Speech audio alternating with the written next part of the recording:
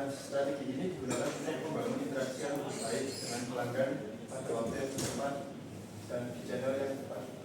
Jangka panjang dari strategi ini utamanya dapat terlihat di customer loyalty. Selanjutnya yaitu personalization dalam genomic data processing.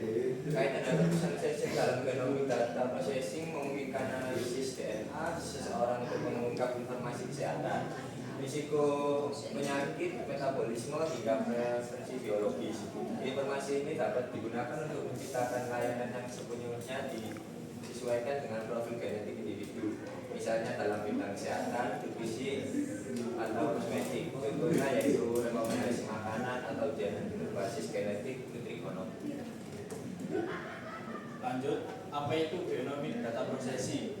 Genomic data adalah data yang berkaitan dengan genom, yaitu keseluruhan informasi genetik yang dimiliki oleh suatu organisme.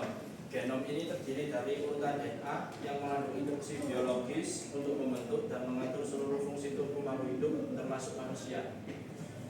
Lalu di sini ada perbedaan antara keduanya, yaitu dalam aspek definisi hyper-personalization, strategi marketing berbasis data untuk memberikan pengalaman tiap individu secara real time.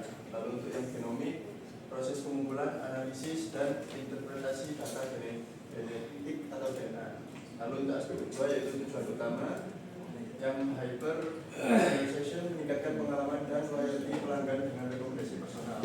Lalu untuk yang genom, memahami struktur dan fungsi genom untuk keperluan medis, riset atau personalisasi layanan. Lalu untuk aspek ketiga, data yang digunakan dalam personalization yaitu data perilaku pengguna, aktivitasnya online, pembelian, atau lalu untuk yang genomik, data biologis atau genetik seperti urutan DNA, ekspresi gen atau mutasi gen.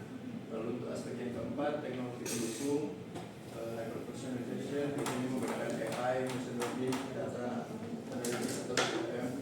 Lalu untuk yang processing menggunakan bioinformatika, algoritma genetik, AI, DNA, sequencing tools. Untuk aspek yang terakhir, level personalisasinya berdasarkan perilaku dan preferensi eksternal, lalu datanya berdasarkan informasi biologis internal.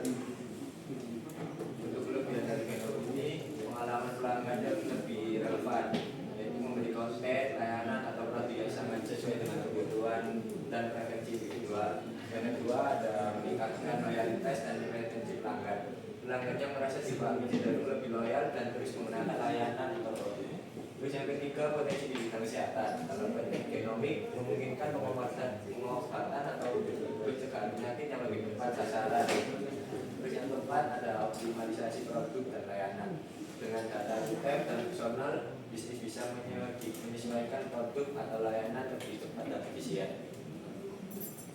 Lalu untuk kekurangannya, yaitu yang pertama, masalah privasi dan etika. Pengumpulan dan penggunaan data pribadi termasuk data genetik bisa melanggar privasi jika tidak dikelola dengan benar.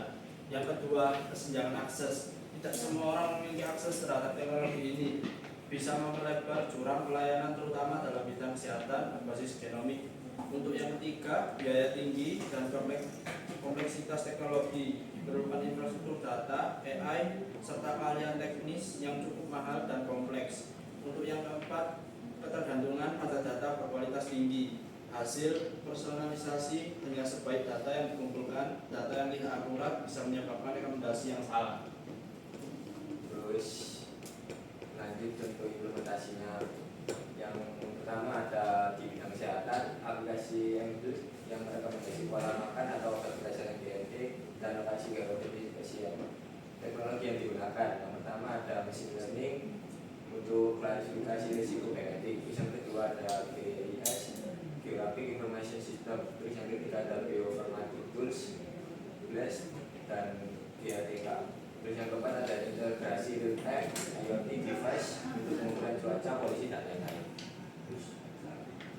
Lalu untuk kesimpulannya, hyper-personalization berbasis genomic data processing membuka jalan menuju era processing health dan layanan berbasis individu yang sangat spesifik.